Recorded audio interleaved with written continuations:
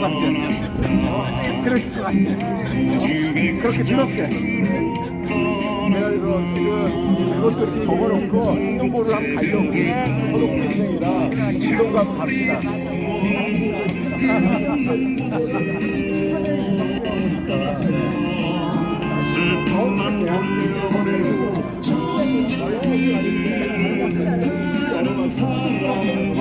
그리운 고향 땅을 발부리었다 정작 그들. 안녕하세요. 안녕하세요. 에브리바디. 아니, 제가 이방저방 톡방에 이렇게 이제 뿌려놓은 사람입니다. 만나 뵙게 해서 반갑습니다. 부금희입니다. 안녕하세요. 네, 지금 제가 그냥 배문덕 선생님 그냥 하시고 그러다 들어가시려고 해서 지금 울산에서 올라오셨거든요. 서울 땅 밟은 지 아직 1시간도 안 되시는 분이십니다. 여기 그 예쁜 지금 받은 자료 첫 번째 장 웹자보 만들어주신 하담 이관술 기념사업회 사무장으로 계세요. 그리고 앰프도 오늘 빵빵한 앰프도 이제 멀리서 부산에서 공세 들고 와주셨거든요. 감사 인사 드리고요. 한 말씀 해주시죠. 예, 제가 이제 생긴 게 이래서 저는 본 적도 서울이고 태어난 곳도 서울이고 오랜 시간 서울에 살다가 1997년도에 이제 울산에 내려갔는데 생긴 게 이러다 보니까 또 제가 서울말을 적확하게 쓰잖아요. 사람들이 저를 서울 사람은 안 보고 경기 북부나 경기 남부 정도로 보더라고요. 근데 고향은 서울입니다.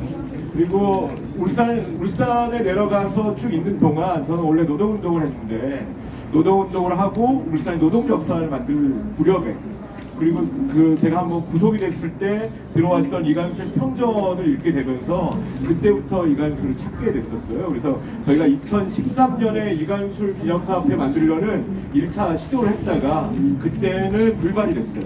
대신 2019년에 다시 만들어서 이관술 기념사업회는 2019년부터 현재 결성돼서 쭉 움직이고 있습니다. 그런데 아무래도 이관술 기념사업회 처음 만들었던 게 울산에서 만들다 보니 울산 분들이 많을 거 아니에요. 근데 이관술에 대해서 존경하고 이관술의 길을 함께 찾아보겠다 마음 먹으신 분들은 울산만 있는 게 아니라 전국에 계시다 보니 저희가 이렇게 오늘 서울에서 진행하면서 오늘 오신 분들도 사실은 이관술 기념사업회랑 마찬가지 아니겠습니까? 오늘 이 길을 걷고 작년 12월 22일 서울중앙지법에서 정탐사 위패 사건 그 조작 사건 재심에서 이관술이 무죄를 받았고 그리고 올해 8월 15일 저희는 서울이 될 거라고 확신하고 있습니다. 확신을 너무 쉽게 하면 이상할 수 있지만 그렇지 못하다라고 하면 내란을 진압하고 새롭게 들어온 정부, 이 정부가 가는 길에 첫 독립운동 서울에서 또 오점이 되지 않을까. 오점을 벗고 바로 이관술이 독립운동가 서운되는 게 새로운 독립운동가 서울의 기점이 될 걸 바라면서 오늘 그 마중물이 될 거다. 오늘 서울 이관술의 길이 바로 이관술의 명예회복으로 가는 새로운 마중물로서 오늘 걸음이 이어질 거라고 하는 그 기쁨을 느끼고 있습니다. 저는 일단 이 작은 옹졸하지만 이 옹졸한 깃발을 하나 들고 왔고요. 그리고 가방 속에 현수막이 하나 있고 이렇게 앰플 하나 들고 있습니다. 여기 옹졸이라는 표현을 쓴 거는 김호성이 쓴 지도자 군상에서 이관술을 옹졸하다라고 표현했더라고요. 그리고 박갑동이 동경에서 안재성 선생을 만났을 때도 이관술의 얼굴은 옹졸했다 표현하더라고요. 옹졸이 뭘까? 항상 저한테는 숙제로 있습니다. 옹졸한 얼굴이 이거였다라는 마음이고 하지만 깃발은 그리고 외모는 옹졸해 볼지 모르지만 품고 있는 이상은 바다와 같았다. 이관술의 어릴 때 이름이 수해입니다. 숲과 같은 바다라는 표현이었거든요. 바다와 같은 이관술의 삶 오늘 선생님들과 함께 걸으면서 유승환 선생님 쭉 얘기하시면 저는 뒤에 따라가면서 잘 들으면서 함께 가도록 하겠다는 말씀 드리면서 마이크를 다시 부선생님에 넘기도록 하겠습니다. 짧게 해주실 줄 알았는데 길게 해주시네요. 자, 오늘 이렇게 이관술의 길 함께 걸으면서 걷기 전과 걷기 후가 다른 하루가 되었으면 좋겠습니다. 그리고 지금 오늘 이제 이관술의 길 안내해 주실 길륜이 유승환 박사님을 모셨고요. 마이크 돌리겠습니다. 네, 안녕하십니까, 유승환입니다. 저 길눈이라는 표현은 그 백기환 선생님이 아주 강조해서 저한테 일러주신 거라서 제가 그 단어를 씁니다. 김원식 강동 노동인권센터 이사님이 있는데 지금 그 강동 구청에서 해고된 청소 노동자들하고 같이 그 구청 앞에서 그저께부터 천막을 치고 복직시켜 달라고 농성을 하고 있습니다. 근데 이런 것이 이관술 선생이 가장 같이 하고자 했던 일이라고 생각이 돼서 그래서 역사라는 거는 어쨌든 현실의 문제를 해결하기 위한 그 길이 아닌가 그런 생각에서 여러분과 함께 하려고 이견수 정신 계속하자. 이견수 정신 계속하자. 모여서 통과해야 됩니다.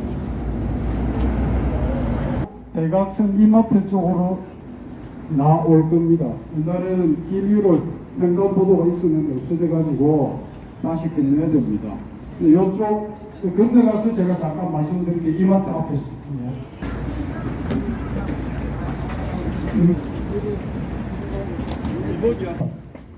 요 소각로 저 뒤쪽 부분에 지금 공사 중인데 재작년까지 오래된 그러니까 5천, 4천 건물 정도의 건물이 남아 있었거든요. 그걸 이제 건축가들이 그러니까 보존 가치가 있다고 보존해 달라고 서울시에 계속 요청을 했는데 철거가 됐는데 저걸 이제 약간 보면 특혜성으로 부영건설이라는 데서 짓고 있습니다. 건물 짓고 있는데 그 부영건설이 보면 몇 년 전부터 6.25 관한 책자 이걸 전국에 배포를 했거든요. 그 현책방에 그 부영건설 회장이 공짜로 뿌린 6.25 책자가 넘쳐나고 있습니다. 이런 것들이 아마 제가 보면 하여튼 그 개혁을 하고자 했던 그 인간들의 그 세계관, 역사의식, 뉴라이트 역사의식 이런 것들이 쭉 연결한 것 같아요. 근데 저기 있던 건물이 저도 정확하게 확인을 안 해봤는데 전문가로부터 제가 최청우 선생하고 같이 와갖고 그 최진영 선생이라고 그 전문가로부터 들었습니다. 그 사진 찍어놨었는데 CIA 건물이었다고 사무실이. 그러니까 이제 처음에는 그 당시에는 CIC였다가 나중에 CIA가 됐죠. 이완수 선생이 있었던 CIC였는데 그걸 이제 보존을 해야 되는데 흘러버린 거죠. 말하자면 증거가 영구히 사라진 건데 이관술 선생의 죽음이 그 CIA 그 당시 상을 좀 생각해보면 CIC 애들이 여기서 요쪽 벽 쪽은 전부 다 쭉 담입니다. 담벼락으로 낮은 한 1.5m 되는 담벼락이 쭉 쳐져 있고 건택 빌딩이 굉장히 크고 좋은 건물인데 여기서 매일 이제 저 빨갱이들을 때려잡고 없애야 되겠다. 그 국리를 계속 하고 있은 거죠. 건택 빌딩은 바로 요 앞 아닙니까? 그러니까 얘들이 이제 뭐 호텔을 가끔 숙박을 했겠지만 어쨌든 주요하게는 바로 코앞에서 이거 조선공산당 멸종시킬 국리를 하고 있었던 거죠. 근데 그 건물이 이제 저도 재작년에 사진을 찍어놔서 어디 있을 건데 하여튼 사라졌습니다. 그럼 여기서 이관술 선생에 대해서는 그 전까지는 자기까지만 해도 이관술 얘기하면은 제일 먼저 드는 느낌이 억울함이었거든요. 억울함이었는데 정말 이 노력을 하셔가지고 임성욱 박사 등 또 이제 국장님하고 같이 노력하셔갖고 저 무죄를 받고 이제 서운까지 이제 받고자 하는 과정인데 이관술 선생 무죄는 정말 역사적으로 굉장히 큰 의의가 있는데 일단 개인적으로 봤을 때 그 억울함, 사회주의 독립운동했던 사람들이 얘기할 때 떠오르는 느낌, 정서 억울함, 그게 일단 하나 벗은 거죠. 그걸 벗었는데 그러면서 우리가 이제 그분들에 대해서 그 당시 이관술 선생과 같이 했던 동지들에 대해서 그들이 하고자 했던 만들고자 했던 세상에 대해서 이제 정확하게 파악해서 좋은 점이 있다면 지금 이제 이 시대에 만들어야 되는 게 있고 그 다음에 왜 그렇게 그들이 가능했느냐 그 원인에 대해서 이제 명확한 인식을 가져야 됩니다. 지금까지는 그냥 빨갱이라서 당한 건지 제대로 원인과 과정이 결과는 있죠. 결과는 있었는데 억울하게 죽임을 당한 결과는 있었는데 아무도 책임지는 사람이 없었고 그것이 정당하다는 그 공포가 지배해온 거죠. 비합리적 논리가. 그리고 지금 그 원인, 그렇게 됐던 원인에 대해서는 우리가 아직까지 정확하게 인식하지 못하고 있죠. 그래서 제가 오늘 답사를 하는 과정에서 조금 말씀드리겠습니다. 은퇴 빌딩으로 가고 길이 조용하더라고요. 조용하고.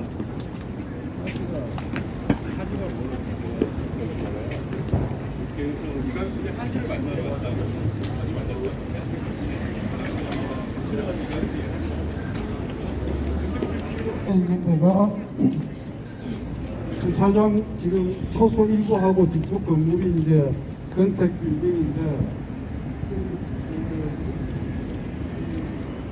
이명숙이 분장 자료에 보이면 건택 빌딩 보면은 이제 여기 설비에 보면 난방 인생 엘리베이터가 하면 이렇게 돼 있고 그러니까 이 당시에 이제 뭐 5층 건물 정도 되는데 엘리베이터까지 갖춰서 굉장히 좋은 건물이에요.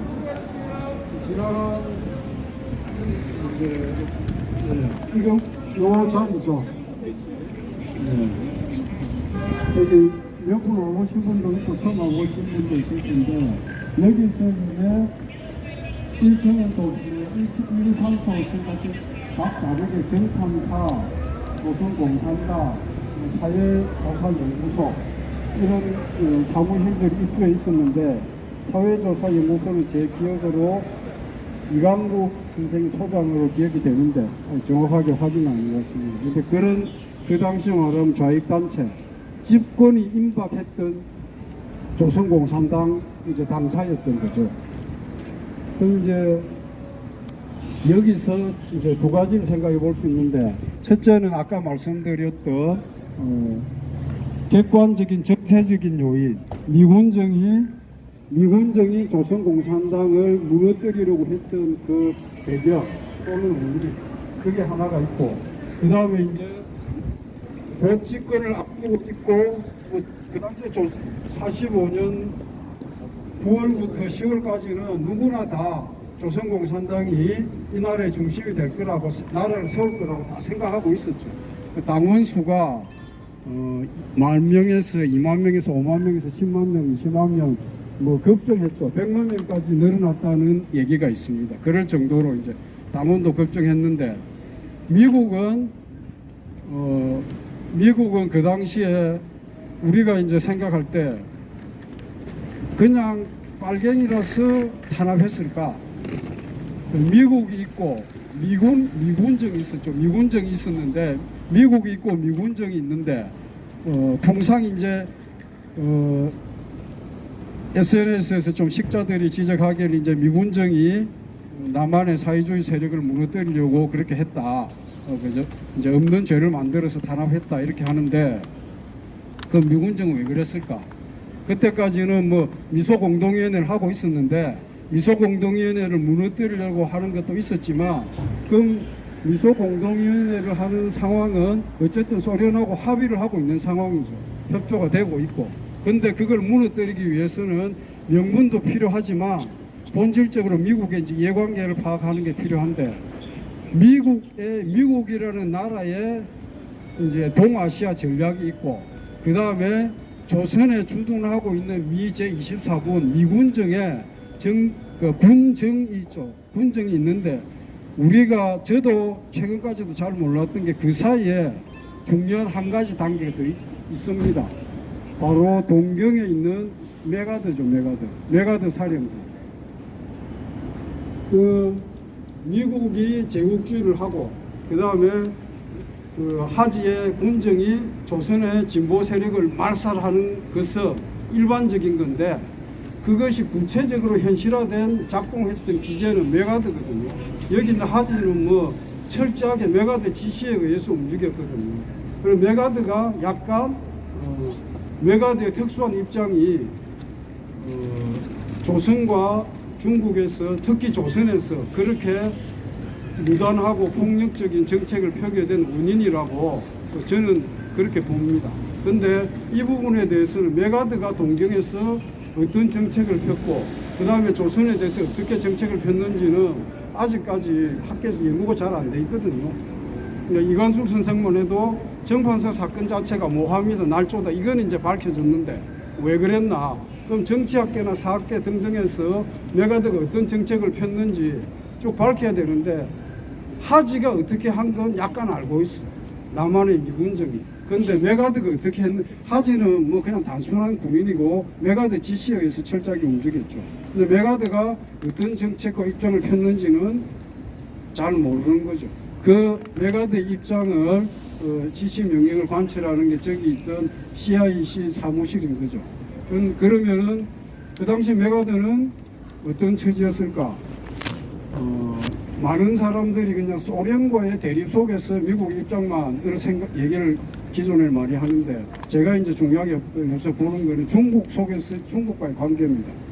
45년 8월 15일부터는 이제 43년 정도부터 미국과 소련은 연합군이었죠. 같이 일본 파시스트 때 일본과 독일에 대항해서 싸우면서 사이가 좋았는데 소련군이 만주를 점령하면서 그 만주에 이제 패권을 놓고 눈에 보이지 않는 각축이 형식적으로는 미국이 국민당과 공산당을 중재하는 형태로 이렇게 나왔었거든요. 1년간.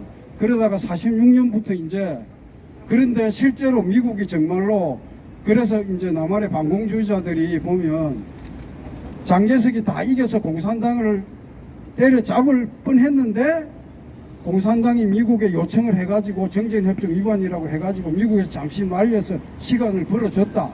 이게 전형적인 말하자면 수구 세력들의 논리거든요. 근데 정말 미국이 그 공산당을 살려줬을까? 시간을 벌어서 미국이 실수였을까? 저는 전혀 아니라고 보거든요.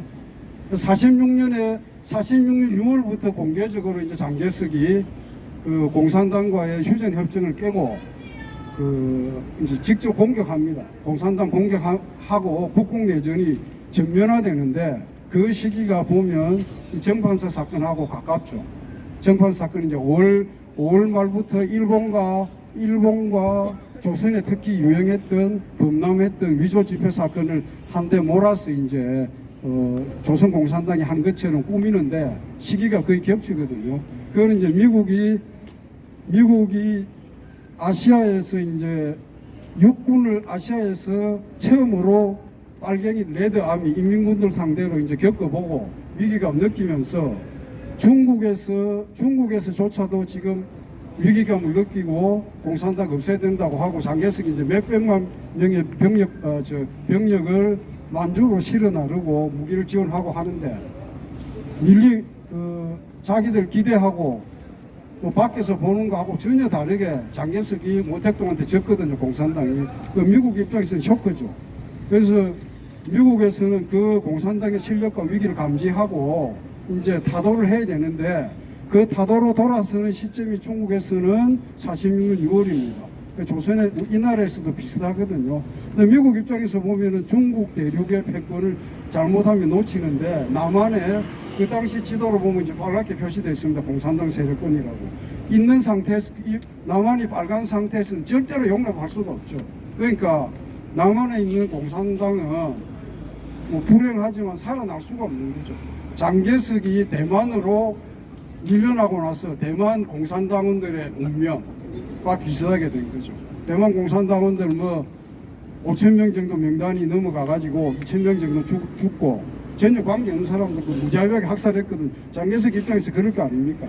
조선이 그런 운명에 처하게 됐는데 제가 항상 고민해 보거든요. 이 사실을 딱 알고 있는 내가 타임머신 타고 그 시대로 돌아가서 진언을 한다면은 어떻게 할까? 어떻게 하면은 안 죽고 목숨이라도 보존할 수 있습니다. 그분들한테 조언을 하고 싶고 알려주고 싶은데 아무리 생각해봐도 방법이 없어. 살아날 길이 없어. 정말 도간의 던지야. 그 불행한 운명이 된 거죠. 어떻게 그 당시에 그럼 어떻게 했으면 살아났을까? 지금도 뭐 앞으로 계속 이제 연구 과제인데 어쨌든 이 조선공산당이 이제 미국이 미소공동위원회를 깨면서 탄압으로 돌아섰던 시점은 대륙에서도 국공합작이 깨지는 시점이고 미국 메가드의 입장은 아시아에서 어쨌든 이겨서 그자가 대통령 나가려고 했던 것 같아요. 그래서 뭔가 성과를 남겨야 되니까 메가드 사령부의 지시 명령에 의해서 그런 그 공산당 탄압 업무나 계획과 그 다음에 이제 사법 살인 이런 것들이 진행됐다고 봅니다. 여기는 이 정도까지만 하고 또 가면서 말씀을 드리죠. 예. 그 지도를 보고 가는데 조금 많이 걸어야 됩니다. 약간 걸어는 빨리 해주시죠. 신문 기사에 보면 종로 1가에 위치했다고 하고 있어서 거긴 2가거든요. 근데 화신백화점 옆에도 화신백화점 옆은 2가거든요. 약간의 화신백화점에서는 체포된 장소, 예. 해방 서적은 종로 1가 이렇게 신문에 나와 있습니다. 근데 또 그 서적이 또 해방 서점이 화신백화점 옆이라고 또 나와 있어요. 그러니까 화신백화점 길 건너가 종로 1가거든요. 그래서 대략의 추정을 해봅니다. 건너시면 돼요. 44년부터 운영했대요. 아, 그리고 44년. 아래층에 서점을 새로 낸 거야. 아, 그러니까 44년부터 박선숙이 경성미용실이더라고요. 예. 경성미용실 운영은 먼저 했구나. 그러니까 이관수를 다시 만나기 전 이관수는 수배 상태고 해방 이후에 만나니까 미용실을 운영하다가 해방 서적은 그 이름을 쓸 수 있다는 해방 이후니까 이관수를 만난 이후에 예. 2층에 미용실, 아래층에 서점을 따로 내자 한 걸로 추측을 하고 있어요. 44년 미용실. 예. 해방 그래서 서적은 46년에 체포 당시에 네. 2년 전부터 미용실을 운영하고 있었다라고 하는 내용의 글들이 나와요. 근데 박선숙의 호구지책이 미용이었던 거죠. 네. 그러면 그 박선숙이 울산 사람은 아니었어요? 박선숙은 원래 함경도 사람이고 예. 그 학창 시절부터 해서는 아버지랑 같이 인사동 쪽에 살았어요. 학창 시절에 체포될 당시 그 독서의 사건으로 면 주소가 인사동으로 돼 있어. 31년도에 30년도에 그 독서의 사건으로 체포가 돼. 독서의 사건으로. 아, 동독 다녔어요, 박선숙도? 박선숙이 동덕 출신이죠. 이관수하고 아이를 낳고 네. 난 다음에 이관수를 수배 상태니까 네. 박선숙은 아이를 혼자 건사하지 못하니까 네. 재가를 해요. 그리고 또 재가 남자랑 헤어지고 네. 본인이 그냥 호구지책으로 했던 게 아까 얘기했던 그 미용실. 미용실이었던 거고. 저 어렸을 때 화신백화점 기억나요. 이쪽이 화신백화점, 이쪽이 신신백화점. 신신백화점도 박흥식 걸 거예요. 그 화신 옆에 신신백화점이 옛날에 있었거든요. 옛날에 저는 그 백화점에 들어가기도 했었어요. 그러니까 그래요. 나 되게 나이 많은 것 같다. 그러고 보니까. 화신백화점 옛날 화신백화점 자리입니다. 골목 쪽으로 해서 이관수 선생 이제 체포됐다고 추정되는 곳으로 가겠습니다. 이관수 선생 여러 번 잡혔는데 이제 지금은 정관수 사건 당시에 체포된 곳입니다. 그 이관수 선생이 체포됐을 당시 46년 7월 6일이죠. 그때는 이제 본인 합법 신분이고 공산당도 합법 정당이죠. 그래서 근데 이제 수배령을 내렸다. 이관수 선생은 전혀 위조 집회를 만든 적이 없으니까 본인은 떳떳하다고 하고 그래도 다른 당 간부들, 권오직 이런 분들은 일제 때부터 하도 경험이 많으니까 당이 완전히 깨져서는 안 되니까 이제 국어로 월북행해서 피신했고 이관수 선생은 뭐 당 그 자체니까 아마 본인 선택도 있고 당의 입장도 있었던 것 같아요. 다 도망가 버리면 또 자인하는 그런 결과도 되니까 되지 않았었나 싶고 그런데 그래서 이관수 선생이 막 그 잡은 자들이 보면 막 그 이관수를 잡았다고 호들갑을 막 뜨는데 이관수는 뭐 도피와 변장 피신의 달인인데 그 일상생활을 쭉 하고 있었거든요. 그러니까 본인이 난 뭐 범죄 사실 전혀 없으니까 또 의연하게 버틴다고 하면서 일상생활을 하셨고 그걸 이제 그 일상생활하는 과정에서 동선에서 붙잡아서 이관수를 뭐 몇 번이나 도망갔는데 드디어 잡았다는 식으로 가장 악질적으로 그 분단 전국에서 그 나쁜 요즘 말로 하면 가짜뉴스 저희들 대학 다닐 때로 해도 신문은 진실을 말하고 오보는 있어도 가짜뉴스라는 단어가 없었거든요. 요즘 알게 됐죠. 가짜뉴스 그 분단을 만든 그때 가장 적극적으로 분단을 만든 가짜뉴스를 만든 자가 이 동아일보고 악의적으로 보도를 집중하는데 어쨌든 뭐 이관술이 도망다니면서 몇 번 빠져나갔다가 잡혔다는 식으로 허위 과장 보도를 하고 있는 거.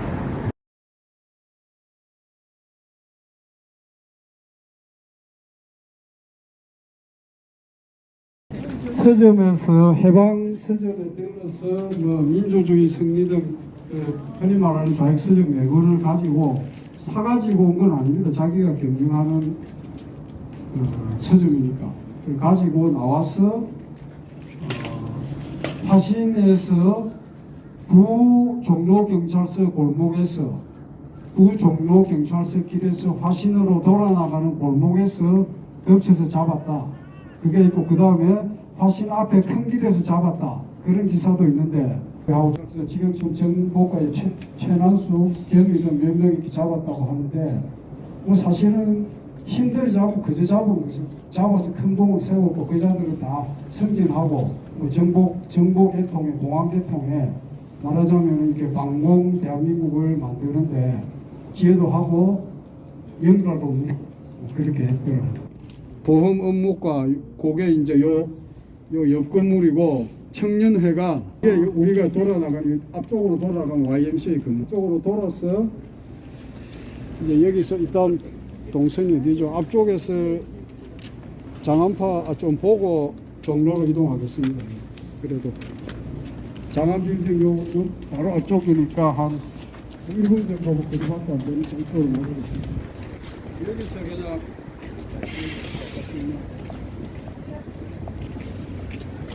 그냥 여기가 이제 YMCA 회관인데 그 지도에 보면 청년회관이라고 되어 있는 데고 그다음에 저쪽에 보청기 뒤쪽에 남아있는 건물이 장안빌딩입니다. 장안파 해방 직후에 저쪽에서 ML파 위주의 분들이 박현영이 나오기 전에 당을 만들었다고 해서 장안파로 통칭이 됐고 그러다가 이제 박현영이 상경하고 이관수 선생 등하고 화요파 주민들이 이제 조선공산당을 다시 창당을 합니다.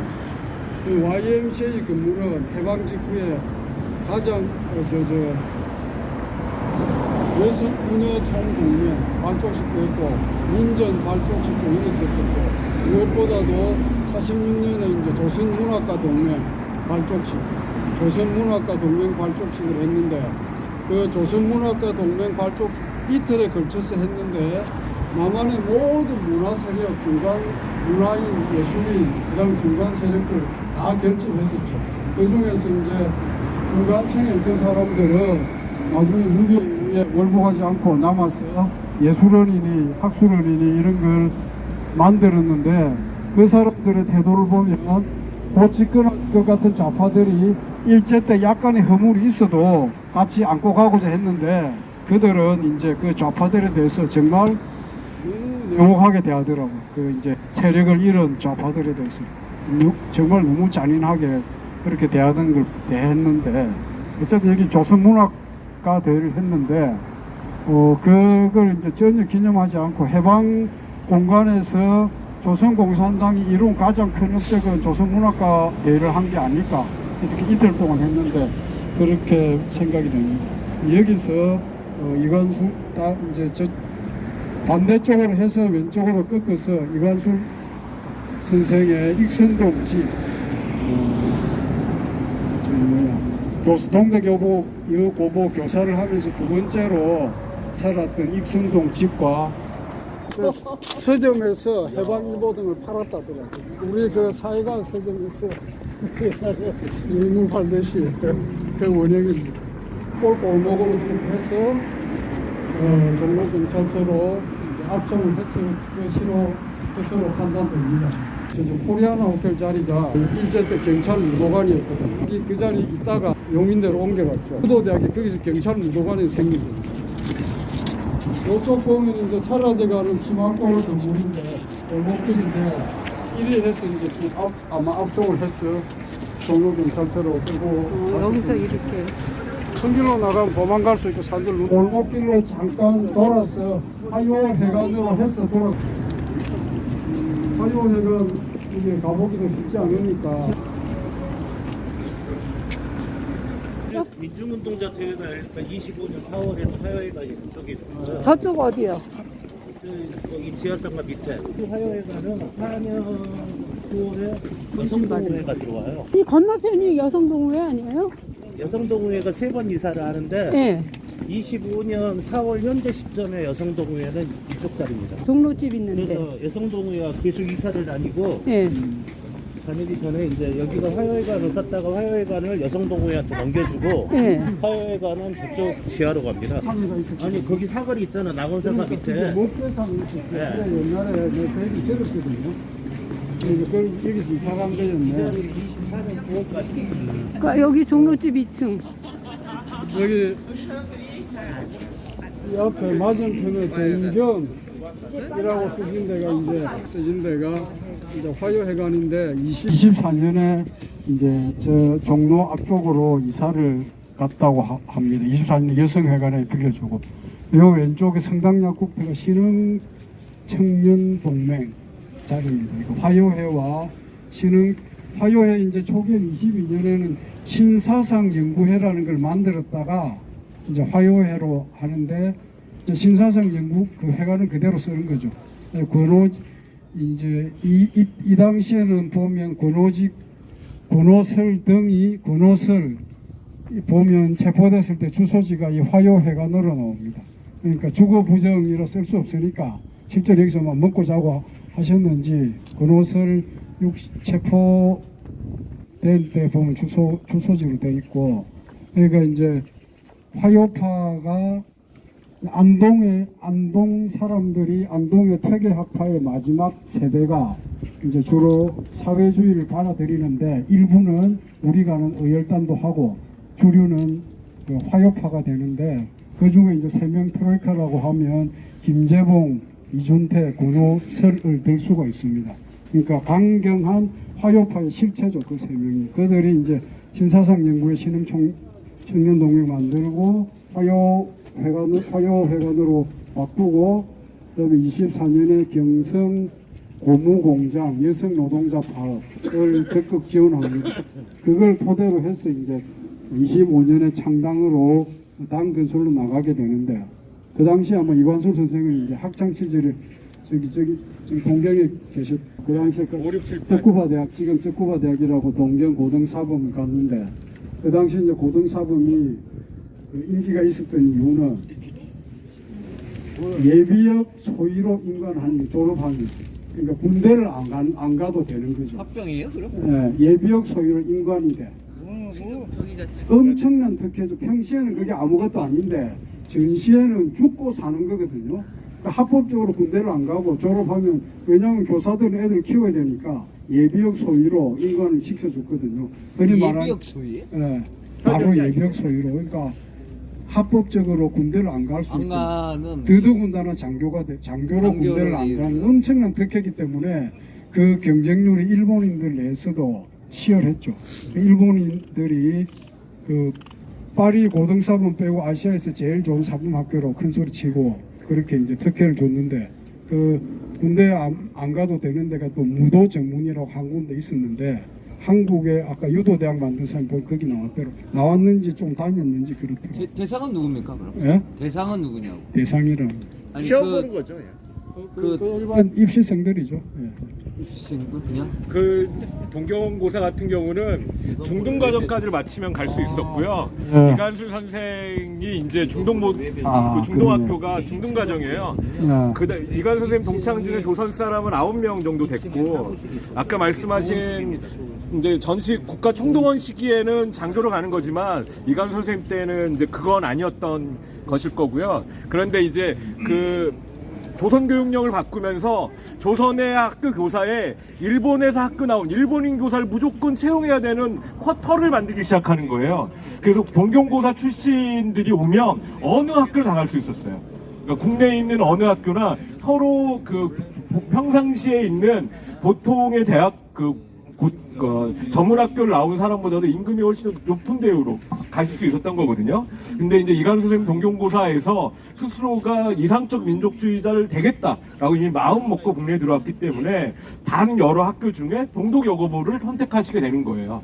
그리고 중동학교를 선택하는 가정도 만학도였지만 민족주의 성향이 강하셨어요. 그러니까 1929년 광주 학생 운동을 거치면서 자신이 사상적으로 사회주의 계열로 바꾸기 전까지는 철저하게 민족주의 계열로 진행하겠다. 왜냐면 유학 시절에 1927년, 28년이 제1조선 노동자 운동이 엄청나게 컸었고, 그러니까 이게 유학생들이 사회주의를 했다라고만 생각하시는데 그렇지 않습니다. 제1조선 인구의 90%가 노동자잖아요. 그 노동자들이 다 같이 묶인 제1조선 노동조합 총동맹이라고 하는 조직을 만들어요.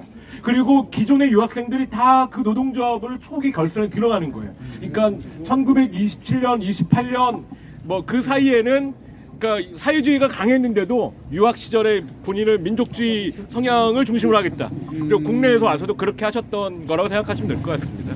예, 잘 들었습니다. 그 동덕여고부 앞에 가서 학창 시절을 쭉 해주시고 여기 잠시만요. 여기에 이 건물 옛날 사진이 남아 있는데 여기 나 선생님도 그 노동자 역사 안내에서 답사를 전문하시는 분이라서 여기 보면은 나무 전문면이 올려주시면 좋을 것 같습니다. 경성여자 제가 톡방에 안 들어있어요. 방에 안 들어있어요. 잠깐 설명을 하십시오.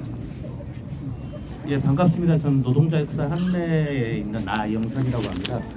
이 건물은 그 여성동호회 건물이었습니다. 25년 4월 현재는.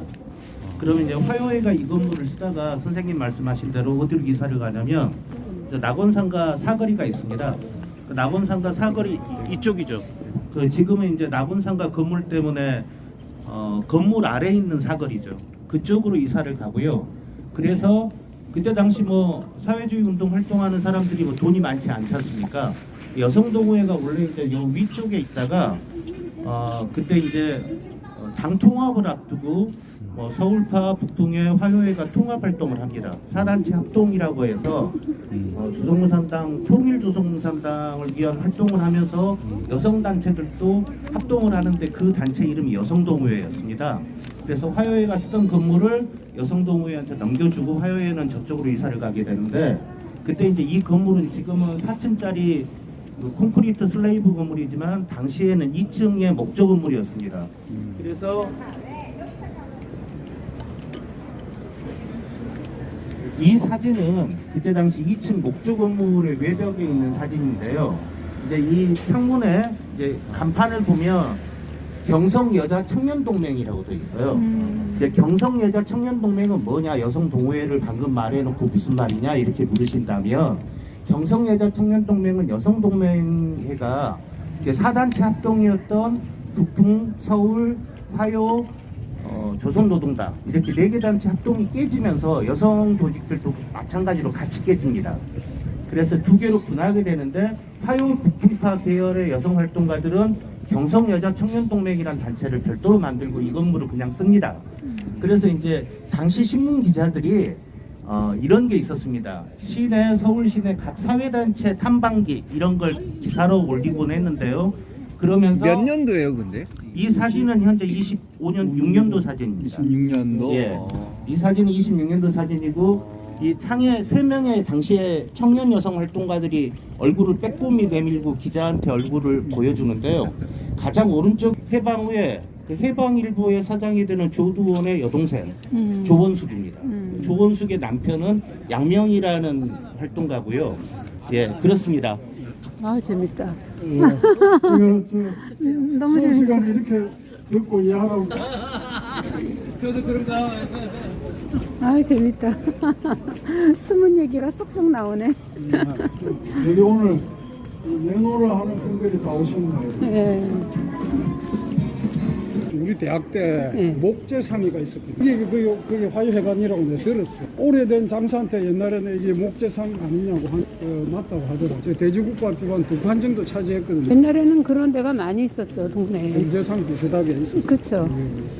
동네마다 그게 꼭 있었죠. 근데 여기요. 여기 낙원떡집 건국다방이 있었거든요. 건국동맹 저기 창립한데, 근데 엊그저께 와봤더니 건국 다방이 없어졌어요. 나 그 다방에 들어가서 차 한잔 꼭 마시고 싶었거든요.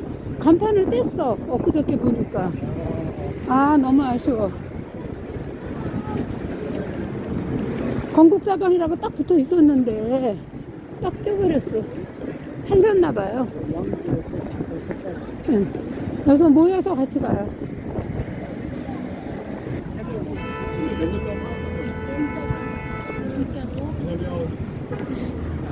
일본 내에서 교통공사가 일본 익선동 두 번째로 동덕여고고 교사를 하면서 두 번째로 얻었던 집 가기 직전에 옛날에 여기서 사무실. 그래요. 아니 뭐왜 나는 여기서 봐요. 아니 여기서 봐요. 저쪽인데 저 크라운 호텔 뒤쪽에 큰 건물이 오피스텔인데 저기가 45년 해방 직후에 종로 경찰서 자리입니다. 대략 걸어온 길로 45년 직후. 그리고 이제 지금 알려진 저 하신백화점 앞에 그 맞은편에 제일련의 본점 거기에 이제 종로 경찰서가 그걸 옮겨가는데 45년 당시에는 여기였고 그래서 아까 그 골목에서 붙잡아서 그 피막골 골목으로 벽달같이 달려서 여기에 이제 붙잡아 놓고 뭐 한 10몇 시간 동안 두들 팼겠죠. 패다가 이제 사건을 키워야 되니까 서울시경으로 옮겼다가 그쪽으로 옮긴 거죠. 그래서 요 이쪽으로 첫날 잡혀서 하룻밤 생 곳이죠. 정관사 사건 때 그러니까 46년 7월 6일 날 체포된 거죠. 오후 2시 반쯤. 미소공동회가 무기한 휴회된 것에 대한 부담감도 좀 자기네가 미군정에서 그 부담감도 좀 이렇게 떠넘길 겸 그 다음에 또 집회 조선 집회를 많이 발행했잖아요. 여기 아니고 조금 더 가서 그 조선 집회를 발행한 게 근택빌딩에서더라고요. 그 일본 사람이 저기 적산가옥 두고 가기 전에 거기서 발행했더라고요. 예, 거기서도 찍었죠. 그러니까 이제 그걸 가지고 그 여러 판형이 있는데 그 집회 그거는 또 임성 박사가 잘 정리를 해놨더라고. 그래갖고 이전 집회가 범람할 환경이었죠. 가짜 같은 그 팬들은 가짜 같은 진짜 집회, 진짜 같은 가짜 집회가 섞여 다니는 진짜. 그래서 이제 쌀값이 폭등하고 그러니까 그 모든 책임을 조선공산당한테 떠맡기는 거야. 이제 그게 이제 이때까지 기존 설명인데 제가 판단할 때는 이제 아까 그게 미국 그러니까 메가드 사령부에서 중국 정세가 제일 중요하거든요. 그렇죠. 그래서 조선의 공산화를 방지해야 국공내전 때 이제 국공내전이 벌어지는데 그게 조선까지 그 공산화되면 배후가 찔리니 공격당하니까 이미 그때 판을 깨려고 정하고 있습니다. 그렇죠. 그냥 1946년 6월 여기가 여기 이걸 와보 헷갈리네. 거꾸로 오니까 그러니까 이제 메가드 사령부에서 그 모사를 계획을 다 꾸며놓고 이제 공산당이 이제 국공내전을 국공합작을 깨자 이제 그 장개석 통해서 공격하자 이렇게 방침 전달되니까 장개석이 공격한 거지. 그렇죠. 남한이 지금까지 학계에서는 장개석이 유구말 안 듣고 공격했다 이거거든요. 그거 말이 안 그게 되지. 흑우지. 아까 정판사 건물의 컨택빌딩 맞은편 이렇게 돼 있어 이렇게. 그 당시에 이렇게 담장을 어떻게요? 왼쪽 담처럼 이 담 직선으로 높이가 같은 담으로 이 정도 높이의 담이. 그리고 이제 그 당시에도 엘리베이터가 그 빌딩에는 있었다. 그렇죠. 그 경향신문이 된 거죠. 경향신문이 그러니까 인쇄기는 조선청판사 인쇄기를 쓰고 판권은 현대일보 판권으로 그 성립한 거예요. 왜냐하면은 해방일보 자체는 완전 불법화 시켰으니까 그 말하는 그 신문 판권을 소멸시켰으니까 현대일보 거를 뺏어가지고 현대일보는 박치우가 하던 거잖아요. 그걸 뺏어가지고 경향 서상천이라고 그 수구 세력에서 대구에 실은 그때 보니까 그 저기 천주교 주교가 엄청 미군정에 아주 그냥 서상천한테 팔았다가 넘겼다가 그 서상천이 이제 가톨릭에 팔아먹은 거야. 근데 그것도 다 미군정 지시로 하는 거예요. 완전적인 거야. 가톨릭이 그 미군정에 잘하니까 경향신문은 빨갱이는 확실히 아니고 이쪽 편이니까. 거기에 이제 불화시켜주고 조선공산당은 남대문으로 옮겨가더라고요. 하나 더 여기. 남대문 여기는 안 나갔네. 남대문 그때 남대문으로 이사 간다고 돼 있어요. 익선동 1번지 상하이 골목. 익선 칼국수. 저 기와지붕 건너편이 홍명희 집. 이거는 저 이쪽 내려가 선생님이 또 한 말씀 하시고. 그러니까 홍명희 선생님이 여기서 신간회를 주도하셨다는 그 그림이 그려지더라고요. 당사가 처음에는 네. 조선 정권 사건이 날 당시에는 예. 안국도 우체국자리거든요. 지금 현재 안국동 우체국자리요? 내가 가면서 얘기해. 아, 거기 알리바이를 인정 안 하는 거지. 예.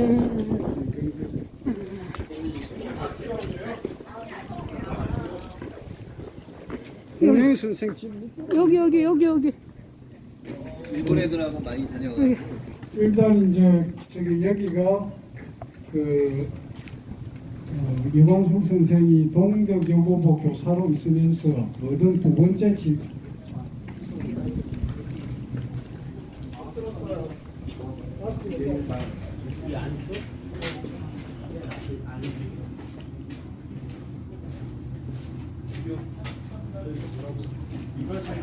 이쪽에 골목 안에 집이 이광숙 선생이 동덕여고보 교사로 있으면서 두 번째 얻은 집입니다. 근데 이제 본인의 작은 어머니하고 이 여동생 이순금의 친엄마, 저 본인의 이완술 당신에게는 작은 어머니하고 같이 이제 얻어서 아마 하숙집을 꾸렸던 것 같습니다. 아, 하숙집이 아니고 선생님. 그냥 가정집으로 꾸렸나요? 이순금한테 딸한테 아예 너에게 물려줄 집으로 돈을 다 투자. 살림미천으로. 예. 그리고 그런데 이걸 샀어요. 여기가 재밌는 게 제가 이현상 선생 자료 조사를 하다가 보니까 이현상 선생이 60만 세 운동 직후에 체포된 그 당시 하숙집입니다. 그러니까 참 묘하더라고요. 이현상 선생이 살던 하숙집은 아니고 자기 하숙집에 들어가면 잡힐 것 같으니까 그렇다고 뭐 길에서 잘 수는 없으니까 다른 하숙집에 임시로 피했는데 거기 체포된 데가 이 집입니다. 그러니까 그 전에 하숙집으로 쓰였던 거죠. 그걸 이제 60만 세 이후에 이관술 선생 한 10년 뒤쪽인데 8, 9년 후죠. 이관술 그래 지금 용태 남아 있고 그다음에 이관술 선생이 처음에 살았던 가해동 집은 거기도 동덕여고부 주소록에 이관술의 주소로 등재되어 있어서 우리가 시간이 되면 뭐 가보든지 할 건데 안재성 작가님의 글에 안재성 작가님이 기본적인 개요를 이관술을 평전통에서 다 밝혀놨는데 약간 이렇게 이제 그 당시에 자료상 한계로 약간 불명한 부분이 있는데 이제 그 보면은 우리가 가해동 집에서 먼저 여동생이 실천여학교 입학하는 바람에 같이 있다가 이관술이 여기 부임하면서 이 집을 얻었다 이렇게 설명이 되어 있는데 그쪽도 동덕여고부 재직 당시에 주소로 되어 있으니까 아마 처음부터 같이 오시지 않았을까 싶고 그리고 여기 이재유 선생하고 또 박진홍 여사가 피신하기도 했다고 합니다. 그러니까 이현상, 이광숙, 이재유, 박진홍이 다 이렇게 연고가 있는 집입니다. 이 맞은편은 홍명희 선생이 집필에 쓰던 집인데 저기서 신간에 활동하고 글도 많이 썼다고 합니다. 여기 이 상황에 대해서 오랫동안 깊이 파고들고 일을 해오신 병우석 국장님한테 좀 더 설명을 듣겠습니다. 예, 이제 여기서 이관술의 가계도가 나오는데 이관술의 그 친어머니는 생모는 덕산 이씨예요. 이름은 확인할 수가 없습니다. 족보에 그렇게 나와 있어요. 그런데 이제 울릉도에서 태어났을 때 바로 이제 덕산 이씨 그 8년 정도를 이제 이관술의 아버지 이종각과 결혼해서 있다가 울산에 오고 난 다음에 얼마 안 돼서 돌아가세요. 그래서 두 번째 그러면 이제 계모가 들어오는 거죠. 계모가 김태동이고 김태동을 만날 당시에 이간술 아버지 이종락 선생이 원래 기골도 장대하고 입담도 좋고 재주도 많아요. 도박도 잘했다고 합니다. 신변 잡게 능한 사람이야. 거기에 이제 직위를 참봉직을 얻고 난 다음에 세상을 떠다니면서 그 집안도 부자니까 1년에 300마지기 300섬이 나오는 집이에요. 논밭 밭은 따로 또 200섬이 나와요. 과수원도 많아요. 땅만 8만 평 이상 사는 고향에 그랬던 분이어서 큰 중노 부농에서도 대농까지는 아니 천석군 대농까지는 아니어도 부농에서 상층 정도 되는 집안의 자세였던 거예요. 그랬던 이종락이 여자 복이 많습니다. 지금으로 치면 좋은 건 아니죠. 중혼을 하는 거예요. 그럴 때 그 집 근처에 주막을 하던 김남이 억척 세고 기골도 좋고 그러니까 기세가 좋았던 여성분이었어요. 그분과 눈이 맞아서 이제 그 따로 부인이 이미 있는데도 두 집 살림을 했던 거예요.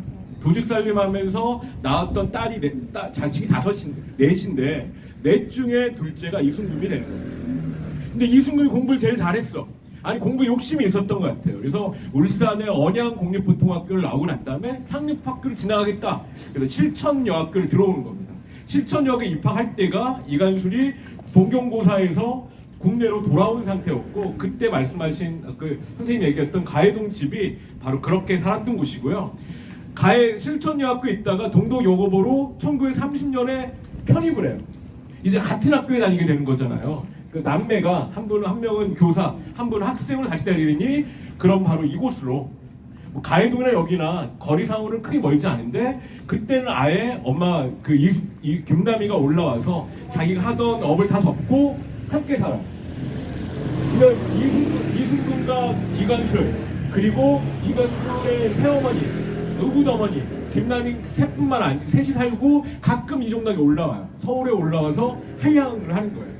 그러면서 백종만이라는 또 여성부터 만나고 여성 편력이 많았던 분입니다. 그러던 공간이 이간술이 그 반제국주의 동맹으로 1933년도에 체포가 된단 말이에요. 34년도에 감옥에 갇혀 있을 때 그 즈음에 함께 체포됐지만 불기소로 먼저 풀려나온 이순금이 경성트로이카 이재우그룹을 만나고 이재우그룹이 사용했던 아지트 중에 하나가 이곳이었던 거예요. 회합도 하고 모임을 했던 겁니다. 그 중에 이재유가 체포망이 쭉 접혀 들어올 때 이곳에 해협하는 걸 알고 경찰이 가다 불신 검문으로 너 누구야? 했더니 난 잠시 소변 보러 온 사람이다. 난 화장실 가는 길이다. 잠깐만 기다려라. 화장실 가는 척하고 화장실 문을 열고 도망갔다. 여기가 이제 그 장소가 된 거죠. 그 뒤로는 여기가 아지트가 되지 못합니다. 그리고 이간술은 이재유와 만나서 이제 전국을 떠도는 그리고 경기도 강원도 거쳐서 지금의 이제 노원구 창동의 근거지를 마련할 때까지 2년 가까이 돌아다니잖아요. 1년 넘게 되는 거고 이순금은 체포됐잖아요. 그럼 이 집은 버려지게 되는 거죠. 그런 과정에 이순금의 어머니 김남이가 세상을 떠나게 됩니다. 그리고 울산의 양지 바른 곳에 이순금의 김남의 무덤이 생기는 거죠. 그래서 울산의 독립운동 울산 이간술길을 쭉 찾아가면 김남의 묘를 꼭 찾아가요. 그러면 왜 그러느냐? 특히 이제 지금은 여성 독립운동가 이야기를 많이 하잖아요. 여성 독립운동가 이순금의 어머니라는 것도 있는 거고 이간술 집안의 불을 가장 크게 늘려줬던 사람이 바로 김남이었기 때문에 그렇다. 그래서 이 집은 이간술이 서울에 살았던 공간 중에 가장 오래 살았던 집입니다. 사실 이간술은 서울에 후배 상태로 쭉 전국을 떠돌았기 때문에 서울에 정주한 시간이 짧단 말이에요. 그나마 이곳이 가장 평온했던 시기. 1930년부터 그러니까 여기 공간에 가면 1929년 4월에 소유주가 바꾸면했거든요. 이 1929년 4월부터 체포될 때까지 1933년 1월 달까지는 이간술이 살았던 곳. 나머지 공간 다 1년, 1년 반 이렇다는 말씀 드리면서 마무리합니다. 동덕여고보 앞으로 옮겨가면서 동명희 선생 겹쳐 이광수 선생의 둘째 부인의 박선숙 여사 부인이기도 하고 동지인데 그분의 이제 딸이 있는데 이 딸을 여기서 난 모양이고 출생 신고 이쪽으로 돼 있고 이름이 기억이 안 나는데 네. 이광수 체포 당시에 14살이었는데 네. 그날 그 이광수 체포하고 어머니 박선숙도 저 충신동인데 잡으러 갔는데 네. 그날 따님이 동덕여고 보고 입학시험 보는 날인데 네. 엄마가 잡혀가니까 상당히 우울한 얼굴로 입학시험 보러 갔다 그런 기사가 있습니다. 그러니까 딸이 이런 그때는 이제 박선숙하고 이순금하고 동덕여고 동기고 하니까 그 굉장히 사이가 좋았던 것 같아요. 재밌다. 그 딸들이 어디로 사라졌는지 알 수가 없죠. 이순금은 북으로 갔는데. 이순금은 북으로 갔는데 따라갔으면 얘기가 있을 텐데 아무 얘기가 없잖아요. 근데 그 뒤에 김삼룡 집 체포된 공간에 보면 네. 그 체포 당시에 보면 부인이 하나 있고 한여가 있고 딸이 둘 있다. 예. 김삼룡이 딸이 둘 있거든요. 예. 그 한 명이 이 박순숙 여사 딸 아닐까 싶어요. 하나는 박헌영 아들이고 아들 데리고 있었잖아요. 아들이 김삼룡이. 그 표시가 안 돼 있고 예. 딸이 둘 있다. 그 김삼룡 체포되던 그 위치가 어디예요? 어디 살 때예요? 저는 충신동 제가 안 갔으니까 그 근처에 굉장히 가까워요. 아, 예. 충신동이에요. 적어도 그 박선숙과 이관술의 딸은 예. 어디 가겠습니까? 생활 공간에서 학교 다니는데 네. 그 학교 다닐 동안 아마 학교 입학시험에 붙은지 떨어진지 모르겠지만 하여튼 그 김삼룡이 보호하지 않았을까. 그때 아무 데나 떠돌아다닐 수 없으니까 그 당시 15살이면 이제 뭐 그러니까 조혼이 가능한 나이잖아요. 네, 그러니까 네. 영어른도 아니고 예. 그러지 않았을까 추정을 합니다. 그 이관수 사건하고 무관하게 김삼룡 기록을 보니까 네. 잡았는데 여자가 둘이 있다. 아. 한 명은 한여가 한 명 있다. 네. 그 한여가 박선숙 집 봐줘도 박선숙 이모가 와 있었거든요. 이모가 아닐까 싶고. 그다음에 저 한 명은 이관수 딸이 아닐까 싶고. 그 이제 3년 뒤죠, 3년 뒤. 예. 저 박현영, 김삼룡 체포된 거는 3년 뒤에 4년 뒤에죠. 그 어딜 갈 겁니까? 그 정도 관연한. 그렇죠. 보호자가 있어야겠죠. 아까 우리가 본 집에서 그 이관술과 박선숙 여사 작은 부인 박선숙 여사가 이순금과 동덕 여고보 동기고 뛰어난 활동가인데 그러니까 흔히 말하는 작은 부인은 아니죠. 동지인데 그분 사이에서 태어난 딸이 출생지가 이 집으로 돼 있거든요. 익선동 우리 집으로. 익선동 집으로. 네. 그러니까 사이가 굉장히 좋았겠죠. 오빠의 부인이기도 하지만 자기 동기니까 이순금 입장에서 보면 지나가는 길에 한마디로 경북당명표라고 되어 있는 무슨 한의원 자리입니다. 한의원 자리인데 이 중에서 이분은 다 아는 분이고 제가 이분에 대해서만 잠깐 말씀드릴게요. 조동호 이분이 상해에서 이제 처음에 임시정부도 같이 하다가 이르쿠츠크파 뭐 분화될 때 여운형하고 같이 이르쿠츠크파를 했던 분입니다. 여운형 선생이 그 당시에 젊은 친구인 박헌영 중세죽들 결혼할 때 줄에도 서고 그리고 조동호 선생을 이제 동아일보에 취직시키거든요. 그래서 이제 조동호 선생은 서상판대로 25년 4월달에 당 창건할 때 화요파 중심의 당을 만들 때 아까 저 화요에 가는 준비해가지고 아서원에서 그 롯데호텔 소공동 자리에서 당을 창당하는데 그때 2명의 화요파 아닌 사람 중에 한 명이에요. 중앙위원인데 이분이 국민태론에 가서 당의 인가를 받아온 분입니다. 우리는 이제 조봉암이 받은 걸 흔히 알고 있는데 조봉암은 구사고 언제 가 있었지만 인가를 못 받고 이분이 나중에 가서 당 인가를 받아오는데 이분이 해방 당시에 이관술이 체포될 당시에는 동아일보 외신 부장을 하고 있었습니다. 이 동아일보에서 보면 그 당시에 동아일보가 그 유명한 신탁통치 가짜뉴스를 전국에 뿌렸거든요. 분단에 결정적 역할을 했는데 국민의 적어도 70%의 지지를 받고 있고 곧 집권할 것 같던 조선공산당을 이제 무너뜨리는데 큰 계기 중에 하나가 그 신탁통치 가짜뉴스인데 당의 대중적 신뢰를 떨어뜨리는데 그다음에 이제 정판사 사건은 도덕적 신뢰를 떨어뜨린 거고. 근데 그 당시에 동아일보가 아주 묘한 것이 사장 송진우 부사장 장덕수 둘 다 우익인데 송진우는 우익 중에 유일하게 친일 경력이 흠이 없습니다. 그러니까 대통령 후보로 가장 먼저 뽑힐 사람이죠. 그 송진우와 가짜 공산당 사건으로 외국으로 강제로 외유를 했던 장덕수 선생 둘 다 찬탕론자였거든요. 국제적 식견이 있으니까 신탁에서 5년 만에 독립해야 되는 찬탕론자고, 외신부장 조동우도 조선공산당 중앙위원회 한 사람이고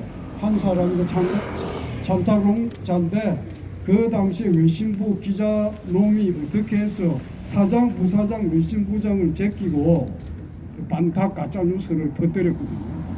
이 과정은 동아투이에 지금 하고 계신 이부영 선생님도 잘 모르시더라고요. 그래서 제가 사장, 부사장, 외신부장을 제끼고 미군정하고 직거래를 했겠죠. 그 뒤에 김성수가 조정해가지고 이 군단을 불러온 가짜 뉴스를 만든 과정은 이제는 좀 정확하게 대중적으로 평가를 해야 되겠다, 이런 생각이 듭니다. 조동우 선생님도 관심 없으십니다. 그 조선 건국 동맹선은 이 자리가 아니고 저쪽 자리인데, 그때 증언한 사람이 이 자리로 잘못 말해가지고 여기에 세워졌어요. 근데 나중에 옮기지를 않은 거예요. 저쪽이에요. 조선 건국 동맹터는 저기 떡집 앞에 있는데, 원래 위치는 거기예요. 여기는 증언하신 분이 잘못 말씀하신 거예요. 동덕 빌딩이 동덕 여고보 자리인데, 그런 점에서 우리 박희정 선생님의 호가 묘하게 이정 박헌영 선생하고 비슷합니다. 그래서 전 처음에 박헌영 선생 팬인 줄 알았습니다.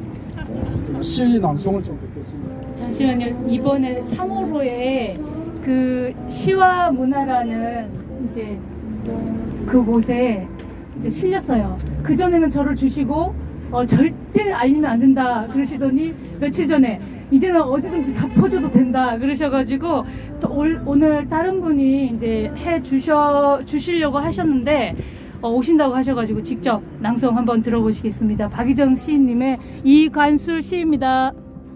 안녕하세요, 박희정입니다. 제가 박희정이니까 유 교수님께서 저한테 전화를 주셨어요. 박헌영과 어떤 관계냐고. 제 박희정은 박이 부정해서 부자 하나 뺀 박희정입니다. 시와 문화 박몽구 선생님이 오늘 여기 참석하신다고 그랬거든요. 그래서 좋은 시를 투고해 주셔서 고맙다고, 시와 문화가 가고자 하는 방향이시다, 이렇게 말씀하셨어요. 그래서 오늘 오신다고 그랬는데 안 오셨어요. 제가 잠깐 읽겠습니다. 마이크 좀 가까이 대주세요. 이관술. 제가 이 말은 꼭 드려야 되는데, 본호에 살랑살랑한 시를 쓰고 싶었어요. 그렇지만 이관술 선생님이 79년 만에 무죄를 받은 이 감격적인 이 사건을 그 누군가는 퍼뜨려야 된다는 생각 때문에 제목을 이관술로 해서 제가 시를 썼습니다. 이관술, 박희정. 두 발이 항상 바쁜 사람. 만일 그가 숨기라도 하면 제 아무리 촘촘히 쳐놓은 그물이라 할지라도 바람처럼 그물을 빠져나가고야 마는 사람. 구두닦기, 고물쟁이로 빠져나가고 솥댐쟁이로 빠져나가고 새코 잠뱅이에 밀대 모자를 쓰고 빠져나가는 사람.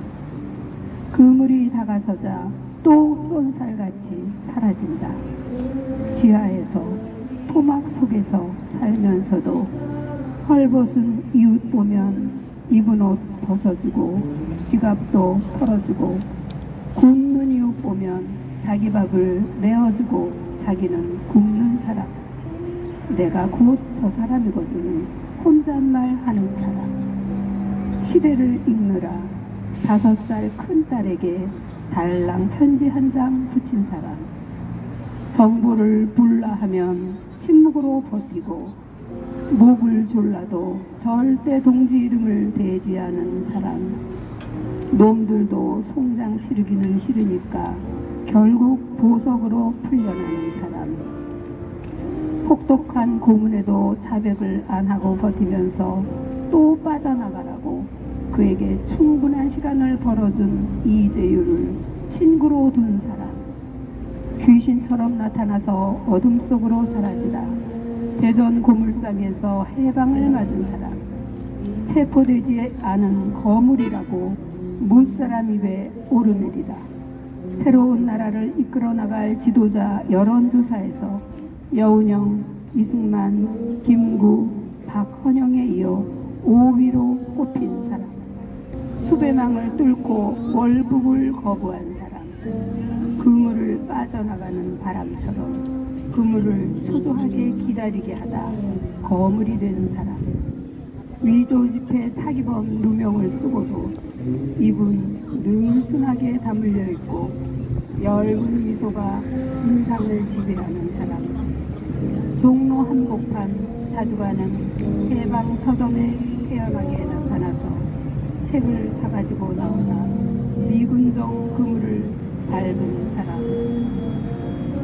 난사된 총탄에 뒤통수를 맞아 풋구덩이 바닥으로 떨어져도 죽지 않은 사람, 79년을 오직 한 생각으로 기다리면서 외손녀 손옥희를 일으켜 기어이 법정에 앉힌 사람, 오바 내가 내 할아버지란다. 오, 감동이다. 박사님. 멋집니다. 진짜 이관우 선생이 그 이렇게 딱 경상도 잡았어. 공부로 이렇게 해서 딱 잡았어. 국어 조선어를 지켜낸 그 보람을 지금 보람을 느끼는 것 같습니다. 시간 없으니까 마음속으로 묵념을 하면서 한 가지 더 말씀드리면, 왼쪽으로 보면 인왕산 쪽으로 경복궁이 있습니다. 경복궁 옆으로 이렇게 동십자가 있고 큰 길이 있는데, 그쪽 언저리에 그 큰 길가 쪽에 아마 학보제라는 큰 건물이 있는데 그쪽 전후 같습니다. 아마 학보제 자료실도 있고, 해방 직후에 이완술 선생이 집을 사서 그쪽에 이제 일종의 광사로 쓰던 곳입니다. 그래서 이제 거기에 그 당시에 이석도라고 사촌 여동생의 처남이 거기서 이제 비서 같은 역할을 했는데, 안재성 작가가 그분은 직접 인터뷰를 해서 그 전기에 썼다고 하고, 제가 안재성 선생하고 가끔 이렇게 소식을 주고받는데, 주소는 그때 안 물어봐놨다 하더라고요. 그 주소는 없는데 나중에 저쪽 지문을 떼서 폐쇄 등기부를 떼서 전수조사하면 나올 겁니다.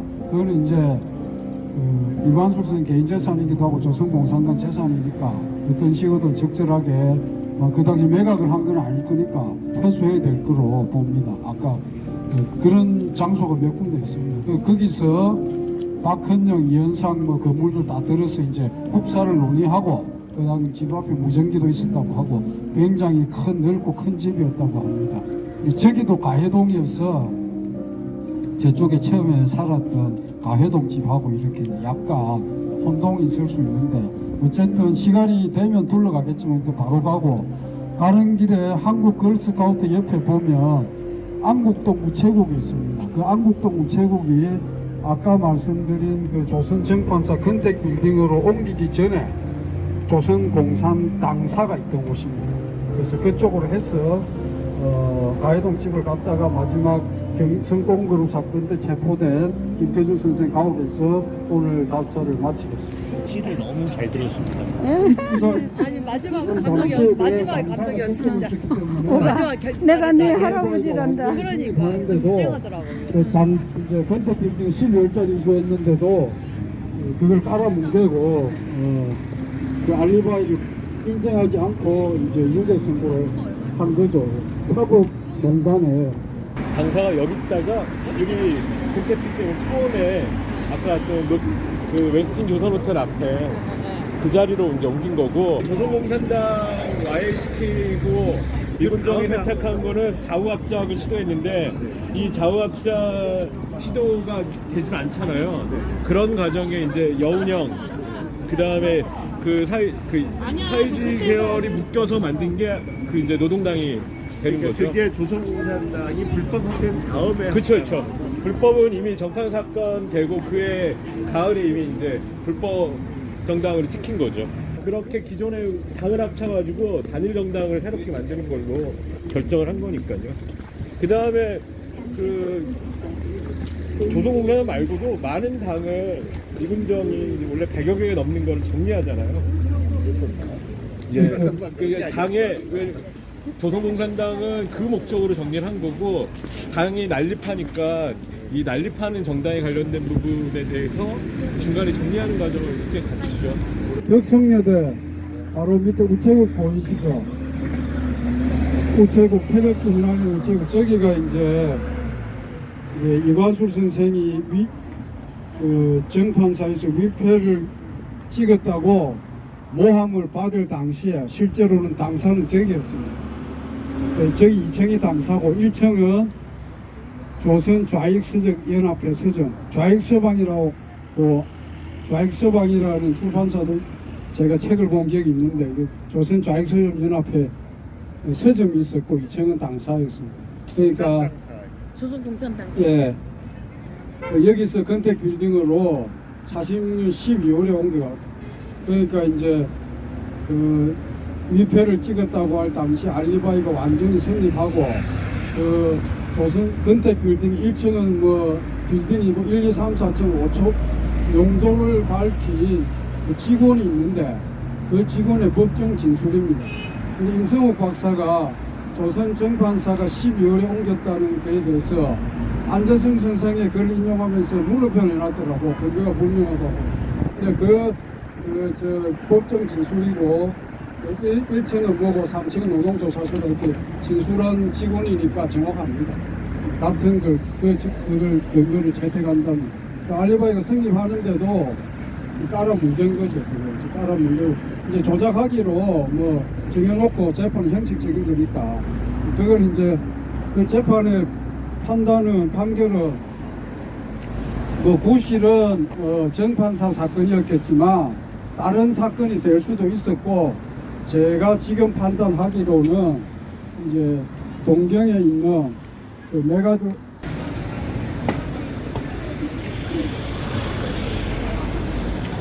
여기가 이제 최초의 조선공산 당사, 여기가 최초의 당사였고, 이관술 선생이 아까 말씀드린 경복궁 옆에 집에 있을 때는 거기에 이제 집을 마련하고 거기서 아마 당내 사무를 총괄하고, 박헌영은 해화동에 해화장에 있으면서 딱 거의 중간 지점쯤 되죠. 가깝죠. 그래서 이제 이관술 선생 집에서도 모이고 여기서 이제 업무도 처리하고, 아마 박현 선생은 뭐 여기 출근하지 않았을 것 같고 주로 이관술 선생이 관리했겠죠. 1층에 서점을 하고, 그리고 제가 80년대 90년대까지 여기가 우리은행인가 할 때 은행 건물로 써 있습니다. 그러니까 이제 1층에 그 서점은 무슨 서점이에요? 조선 좌익 서점 연합인가 있습니다. 좌익 서방이라고 이렇게 돼 있어요. 책 집방자 써가지고. 이관술 인생에서 가장 해방 직후부터 여기에 이제 왔다 갔다 할 때가 제일 행복할 시절이죠.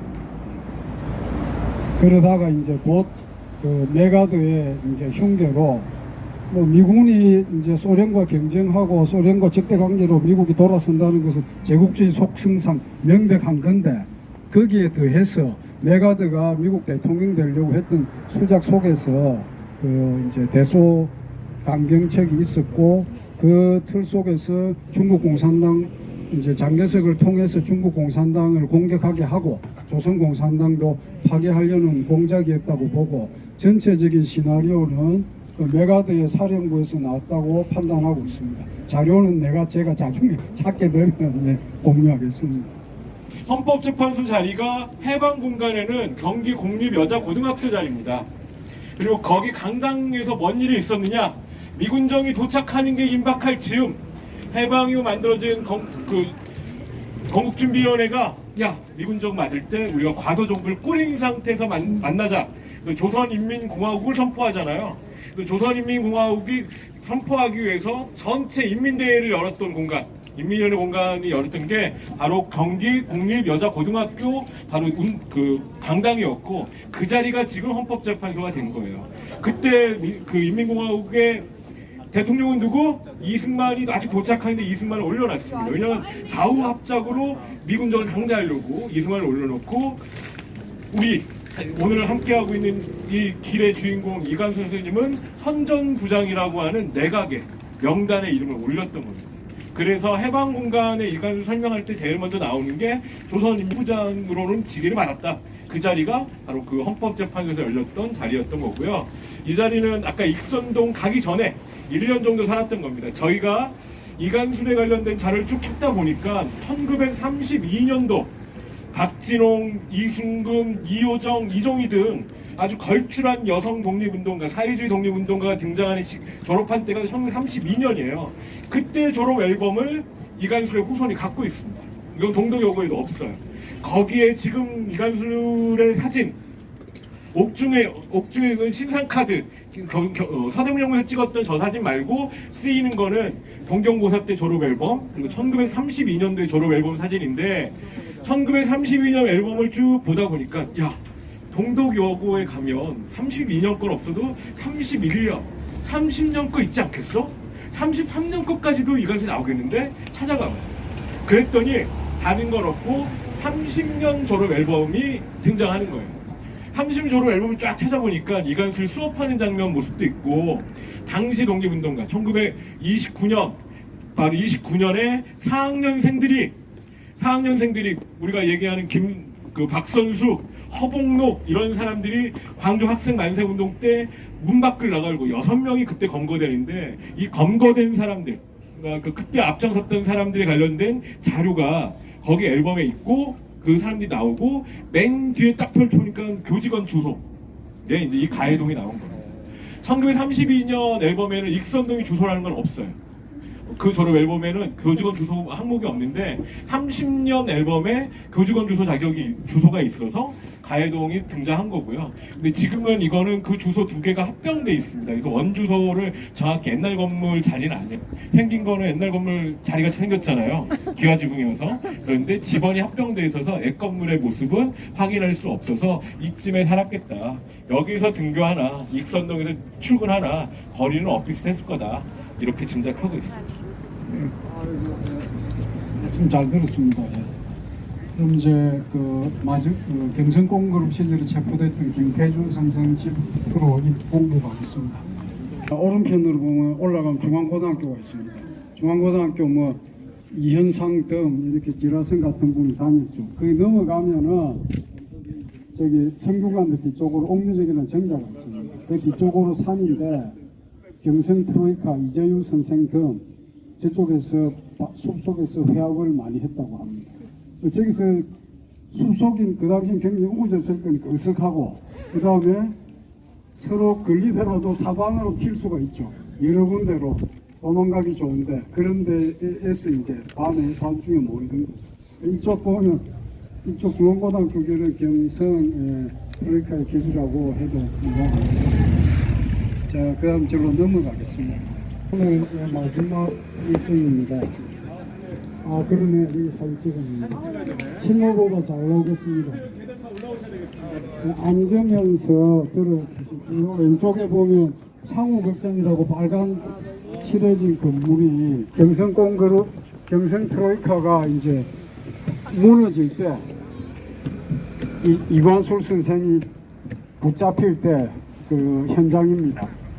김태준 선생 집이었습니다. 여기를 저 아마 비원의 서쪽이라고 원서동인데 여기 원서공원이 있습니다. 그걸 줄여서 그 당시에 원동이라고 불렀고 원서동인데 원서동이라고 부릅니다. 김태준 선생이 집을 장만한 것은 31년쯤에 명륜 전문 성균관 직원 겸 명륜 전문 교수를 하다가 경성제국대학 강사로 겸임 발령을 받았습니다. 그 월급을 1.8배 더 받게 돼가지고 그 월급이 2배가 늘었죠. 그러면서 아마 여기에 그 경성제국대학 안에 관사에서 뒤쪽 열은 교수 관사 라인이고 앞쪽은 아마 관사였던 것 같은데 그때는 이제 강사도 다 교수죠. 조선 총독부 직속 아마 한 5급쯤 됐을 겁니다. 5급쯤 되는데 5급이 군수인데 조선총독부 직속이라서 그 시골에 가면 군수가 마중 나오죠. 그런 신분인데 월급을 2배 받게 되니까 이 집을 아마 이쪽에 집을 샀습니다. 산 것 같고 뭐 다른 집은 대부분 허지부지하게 뺏겨본 이제 김태준 선생이 연안으로 망명할 때 팔았습니다. 아마 주인이 우호적이었던 사람인 것 같고 산 사람이 비싼 값에 제값 주고 사줘가지고 매각하고 갔는데 지금 창우소극장에 시국회의도 있고 각종 제야단체가 여러 단체가 입주해 있습니다. 그리고 밑에는 연극을 하는 연극 공간 연극 공유 조선 연극사에서 김재책 선생의 현장이 남아있는 걸 하고 사삼등 여러 단체가 있으니까 역사에 대한 우연인지 필연인지 여기서 이제 지금 경성 트로이카 사건으로 이렇게 이제 다 체포가 되고 마지막 남은 지도자 이완술 선생이 정리를 하고 조직 업무겠죠. 주요 조직 업무를 위임하고 가려고 김태준 집을 찾았다가 그 뒤를 미행해 온 이제 정복과 고등계 행사들한테 붙잡혔는데 행사들 입장에서는 이제 충격이죠. 이게 김태준 집이니까. 그래서 김태준도 같이 이제 잡히게 되고 신분이 들통나서 잡히게 됐는데 그들 입장에서는 경성제국대학이 조선에서 가장 선망하는 직업이었죠. 낙가하시 도루가 퇴직한 자리인데 그 자리에 누가 가냐가 초미의 관심사였는데 일본인들이 이제 조선어과 출신의 이희성 이런 사람들 제쳐두고 그 당시 중문과 출신의 김태준 선생을 이제 그 자리에 임명했죠. 철저히 신뢰주의로 평가해가지고. 그래서 이제 여기 집을 장만했다가 그런 좋은 직장에 있는 사람이 대일본 제국에 가장 충성해야 될 사람, 일본 학술단체에서 장학 연구비도 지금 치면 뭐 10몇억씩 지급하고 받은 이런 사람. 올라가야 돼. 너무 흩어졌어.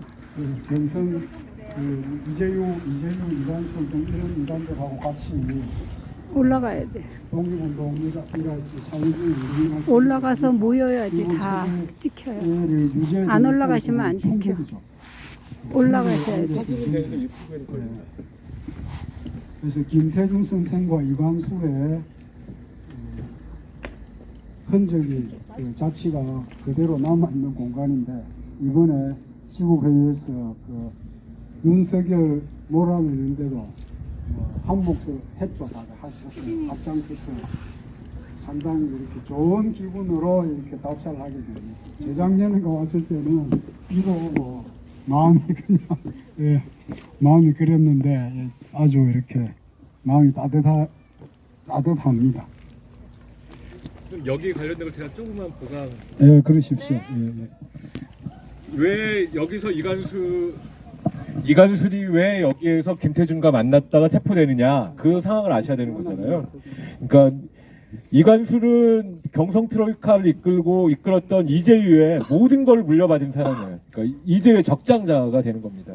이재유는 몇 가지 계속 비판받는 지점이 있었어요. 그러니까 코민테른의 직접적인 지도, 국제선에 연결이 없다. 그리고 너는 왜 경성에만 있느냐. 그래서 김영선 같은 경우가 너는 함경도로 가는 게 어떠냐. 네 원래 근거지 함경도니까.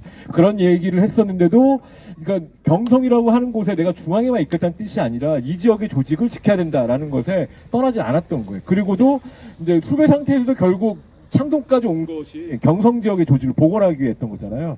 그런 리스크를 다 알고 있었어요. 그러니 이재유가 체포 나왔는데 이간술이 택했던 방식은 뭐느냐.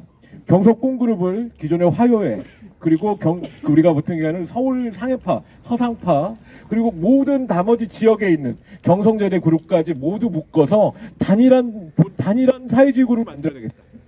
조선공산당 재건을 위해서 흩어져 있던 각 조직을 하나로 다 묶은 게 바로 그 경석공그룹이 되는 거예요. 그런 상태에 이재유의 리스크였던 서울에만 있다라는 거.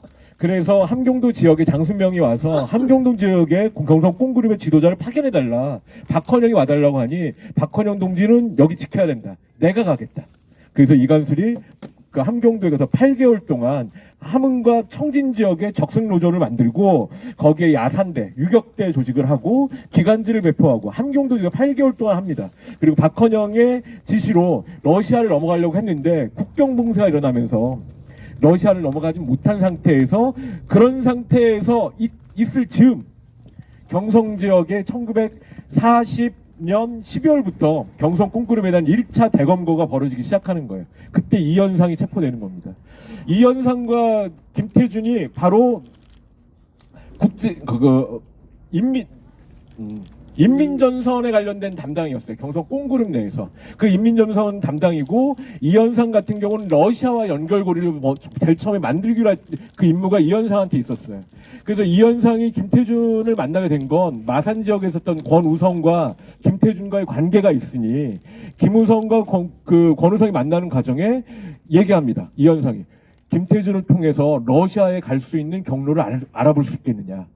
그러니까 김태준은 중국과의 길은 있는데 중국 길을 열어서 만주를 통해서 러시아를 넘어가거나 몽골 쪽 넘어가는 길을 한번 찾아보겠다라고 해서 그 과정에 이현상의 만남이 있었고요. 그 만남이 그 다음으로 이어진 게 박헌영과의 만남, 인민전선부 책임이 되고 그다음 그런 방식으로 진행했던 거예요. 그런 과정에 12월 달에 이현상이 체포되고 서울 지역 박헌영은 피신하고 서울 지역 지도부가 붕괴되니까 함경도에 있었던 이간술이 급히 경성으로 돌아오게 된 겁니다. 그러면 다시 임시지도부를 꾸려야 되는데 임시지도부를 맡을 사람이 누구? 김태준이 맡아줬으면 좋겠다. 김태준은 공식적인 합법적인 인물이잖아요. 경성 제대에 있으니까.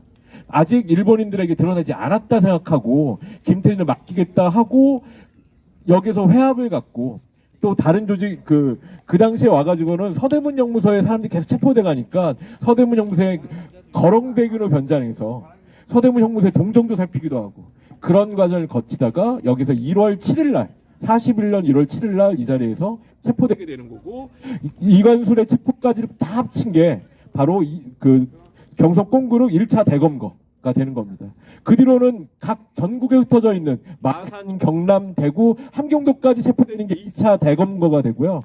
그 다음에 세 번째로는 학생그룹까지 해서 총 3차례 걸쳐 대검거가 돼서 경성 꽁구름만 잡혔던 사람들이 체포되고 넘겨지는 사람들이 150명 가까이 되거든요. 1941년에 경성 꽁구름이라는 이름으로 체포된 사람이 150명. 체포되지 않은 사람까지 하면 어마어마한 숫자의 사람입니다. 그 당시는 2차 세계대전에 한복판에 있던 시기잖아요. 한창 엄혹한 시기. 가장 벼랑 끝에서도 바로 혁명의 길 그리고 민족 해방의 길을 걸었던 마지막 조직이 되는 겁니다. 물론 오늘 아까 건국동맹도 갔다 왔고 우리가 교과서에서는 항상 건국동맹을 해방 앞둔 마지막 항일 조직으로 표현을 쓰거든요. 사실은 그 표현은 절반만 맞는 거죠.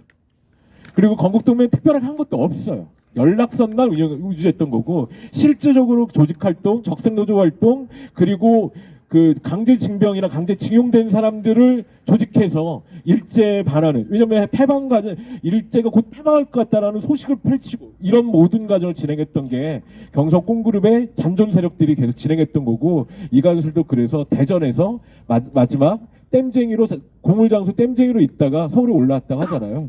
바로 그런 과정에 대한 부분이 있었다라는 얘기를 사족달듯이 붙여서 말씀드렸습니다. 재밌어요. 재밌어요. 이제 그 오늘 답사가 굉장히 부검 선생 수고로 2시 4분에 마쳤습니다. 굉장히 압축적으로 잘 된 것 같은데 제가 원래 준비했던 게 잊어버렸는데 한 5분만 더 말씀드리고 요 옆에 식당으로 가도 괜찮겠습니다. 자리에 앉으면 편하시니까. 이재우 선생 답사를 이관숙 선생 답사를 하면서 제가 두 분을 언급하고 싶은데 얘기하고 싶은데 한 명은 신광범입니다. 신광범은 인쇄 주임으로 들어갔다가 재판 당시에는 인쇄 과장의 직책에 있었고 그러니까 이제 위조 지폐를 찍어 집행한 당사자로 된 거죠. 몰려서 징역 15년을 받고 서대문 형무소 있다가 처음에는 이관술, 박낙종 같이 있다가 나중에 두 사람을 지방으로 보내고 신광범은 아마 서대문 형무소에 계속 남아 있었습니다. 그리고 임성욱 박사한테 물어보니까 자기도 그까지는 자세히 조사를 못했고 해방 이후에 6.25 이후에 인민군이 들어왔을 때 밖에서 길에서 봤다는 증언을 얼핏 들었다고 합니다. 아마 월북했거나 중간에 돌아가셨거나 할 건데 이분은 해방 직전에 만주에서 하얼빈에서 그 흔히 말하는 국내 진공 작전을 염두에 두고 뭐 군사 조직 활동을 했던 분인데 그 윗선이 이제 박시목이라고 박진목의 형이고 그 윗선이 이제 김시현이라고 의열단 한 분입니다. 이 계획의 타당성 여부는 둘째 치더라도 어쨌든 그 당시 이제 뭐 단파 방송 같은 걸 듣고 일본의 패전이 임박했다는 걸 피부로 느끼고 중국 상황도 다 그쪽에서 피부로 느끼면서 무언가 무장 투쟁을 해야 되는데 그걸 마지막 시도한 거죠. 그리고 이 신광범은 하얼빈에 있었고 박시목과 같이 북경을 가고 움직였던 대표적 인물로 이육사가 있습니다. 이원록. 이원록은 이제 북경에 있었는데 그 이원록이 북경에 있을 당시에 이병희 선생이 먼저 가 있었고 그 경성 꿈그룹 멤버죠. 아까 말 그 동덕여고보 졸업생이기도 하고 이순금의 동지이기도 하고 이병희와 더불어서 그 당시에 북경에 있던 분이 박치우 선생입니다. 박치우 선생.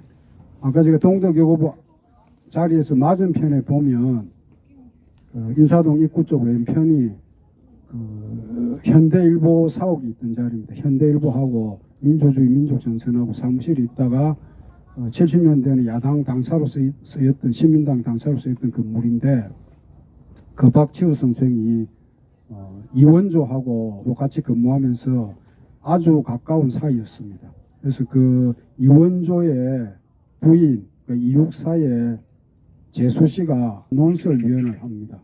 이제 박치우랑 이육사랑 같이 북경에 있다가 이육사가 국내에서 체포됐음에도 굳이 북경으로 압송한 이유가 아마 그 선을 켜려고 그렇게 했다고 판단이 됩니다. 그래서 이제 이육사는 박치우 선생은 나중에 돌아와서 대구에서 이제 민성일보라고 신문하고 잡지를 만드는데 이원조가 거기 이제 창간 좌담회에 나가가지고 그 민성 창간호에 민성하고 대조라는 잡지를 만드는데 그 창간호 좌담회 기사에 보니까 박치우가 와가지고 자기 45년 8월 15일 북경에 있었다고 이렇게 얘기를 하더라고요. 그 이육사와 같이 있었겠죠. 그래서 이원조 입장에서 보면은 해방일보 아마 초대 사장으로 기억되는데 그 신광범을 형하고 같이 만주에서 하긴 무장중 같이 조직 활동하던 사람이니까 조선정판사 인쇄주임이라는 요직에 발탁했다고 그렇게 봅니다. 그런데 이제 신광범은 흔적이 없어졌고 그 다음에 또 한 분이 홍순학이라는 조선 영화가 동맹 촬영 기사입니다. 요즘 말하면 촬영 감독 같은데 그 홍순학이 어디에 나오냐 하면 김태준 선생이 49년도에 지리산에 이현상을 지원하기 위해서 문화공작대를 보냅니다. 그 시인 유진호, 헌법학자 유진호하고 이름이 같은 시인 유진호하고 그 다음에 미술동맹 누구하고 영사기사 촬영기사를 달려보내는데 그 영화동맹 대표로 간 분이 홍순학입니다. 49년도에 김태준 선생하고 같이 김태준, 김지혜, 처등하고 같이 9명이 사형 선고를 받고 아마 저 경기도 수색 지금의 항공대역 앞쪽에 그 동네에서 화전이란 일본국 군부대 사형장에서 처형당한 것으로 보이는데 9명이 사형당했는데도 뭐 시체를 어디 처리했는지 기록도 없습니다. 어쨌든 그때 같이 사형당한 분인데 이번에 조화성봉이라고 영화 감독이 그 홍순학이 어떻게 됐는지 궁금하다고 항상 그랬었는데 이번에 임성욱 박사 책을 다시 한번 보니까 조선정판사 사건 때 항의하기 위해서 여러 단체에서 민중들이 몰려와서 항의를 하는데 그 재판 광경을 조선영화 동명원증을 제시를 하고 촬영을 한 분이 홍순학입니다. 근데 경찰한테 무단으로 촬영기계하고 촬영기하고 뺏기고 홍순학도 감금당했다고 나오더라고요. 그러니까 홍순학 조선영화 동명에 아마 그 당시에는 이제 이관술 선생 사건 전 26살이었죠. 29살에 사형당하는데 그 같이 싸웠던 그런 분들이 있다. 흔적을 최소한 시체는 어떻게 처리했는지 제가 이렇게 좀 찾고 있습니다. 오늘 이관술 선생님과 같이 싸웠던 분들까지 이제 말씀을 드렸습니다. 이상입니다.